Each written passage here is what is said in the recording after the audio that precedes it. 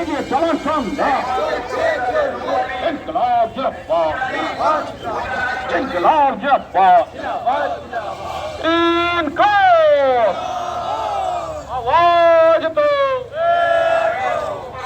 ইনকলাব লড়াই চাই কোনো আমার লড়াই ঠিক আছে শ্রমিকদের লড়াই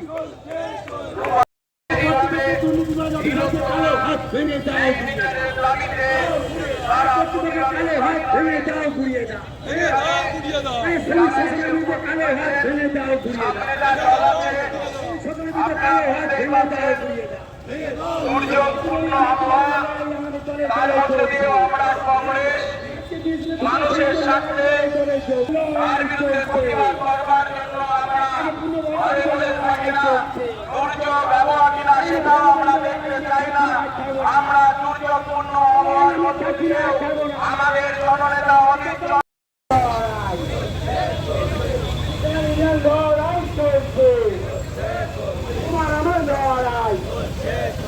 পুনর্বার দাবিতে আমাদের লড়াই চলছে লড়াই লড়াই লড়াই চাই জিন্দাবাদ জিন্দাবাদ জিন্দাবাদ জিন্দাবাদ প্রতিপক্ষের জবাব দাও প্রতিপক্ষের জবাব দাও সময় দিতেই হবে লড়াই হবে লড়াই লড়াই চাই রয়েছেন তাদেরকে সামনে চলে আসতে বলছি। আমরা আজকে যে রাজভবন অভিযানের ডাক দিয়েছিলাম সিডব্লিউ অফ বিএসএনএল এর পক্ষ থেকে, সেই সিডব্লিউ অফ বিএসএনএল এর পক্ষ থেকে আজকে যে রাজভবন অভিযানের ডাক দিয়েছিলাম, এখানে যদি অরুণাভ বাবু থাকেন all West Bengal sales representative ইউনিয়নের, আমি তাকে অনুরোধ করছি যে তিনি যেন আমাদের এখানে এসে উপস্থিত হন। আইএফটিউর পক্ষ থেকে যদি আশিস দাশগুপ্ত এসে থাকেন, আমি তাকেও মঞ্চের এখানে আসবার জন্য অনুরোধ করছি। বন্ধুগণ, আপনারা জানেন যে গত 4 বছর ধরে কি ভয়ঙ্কর পরিস্থিতির মধ্যে দিয়ে বিএসএনএল এর ঠিকা শ্রমিকরা, কলকাতা টেলিফোনসের ঠিকা শ্রমিকরা তাদের দিন কাটাচ্ছেন। এই গোটা পরিস্থিতিতে আমরা গত 2020 সালে যখন আমাদের ইউনিয়ন তৈরি হয়, সেই সময়টাতেই 2019 সালে আমাদের শ্রমিকদের ওপর, বাস্তবত 2018 সাল থেকেই আমাদের শ্রমিকদের ওপর যে ভয়ঙ্কর আক্রমণ শুরু হয়েছিল।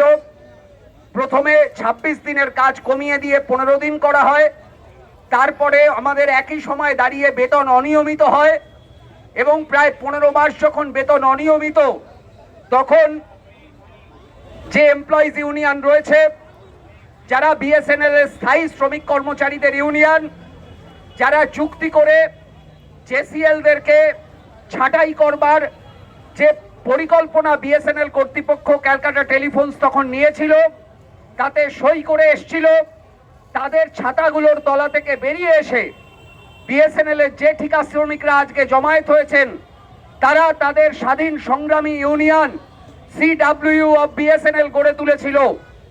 2020 সালে আমরা আমাদের ইউনিয়নের রেজিস্ট্রেশন পাই এবং সেই রেজিস্ট্রেশন পাওয়ার পরিপ্রেক্ষিতে আমাদের নতুন করে লড়াই শুরু হয়।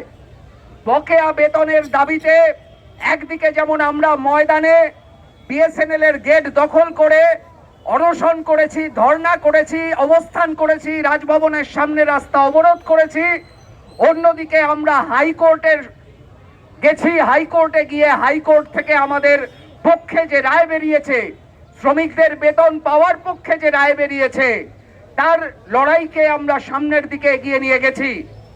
দেখা করবার জন্য এখান থেকে 5 জনের একটা ডেলিগেশন টিম যাবে। সেই ডেলিগেশন টিম পুলিশের গাড়িতে রাজভবন যাবে। তারা গিয়ে রাজ্যপাল বা রাজ্যপালের যে প্রতিনিধি আছে তার কাছে আমাদের বক্তব্যকে তুলে ধরবে এবং আমাদের যে ডেপুটেশন কপি লেখা হয়েছে, সেই ডেপুটেশন কপি আমরা মিডিয়ার কাছে এবং বাকি সকলের কাছেই তুলে দেবো, যেটা রাজ্যপালের কাছে আমাদের দেওয়ার কথা। তো এই পরিস্থিতিতে আমরা এখানে আমাদের এই আন্দোলনের সমর্থনে ওয়ার্কার্স ইনিশিয়েটিভ শ্রমিক সংগ্রাম কমিটির পক্ষ থেকে তাদের অন্যতম নেতৃত্ব, প্রধান নেতৃত্ব কমরেড কমল তেওয়ারি, আমি কমলদাকে এই স্টেজের সামনে যে আমরা কয়েকটা চেয়ারের আয়োজন করেছি এখানে এসে উপস্থিত হওয়ার জন্য অনুরোধ করছি। এছাড়া all West Bengal sales representative ইউনিয়নের পক্ষ থেকে আমাদের আন্দোলনের সমর্থনে তারা এই মিছিলে আমাদের সাথে পথ হেঁটেছেন। আমি তাদের প্রতিনিধি কমরেড অরুণাভ ধর এবং আরও একজন রয়েছেন, তাদেরকে একটু মঞ্চের এখানটায় আসতে অনুরোধ করছি। কমলদাকে আসতে অনুরোধ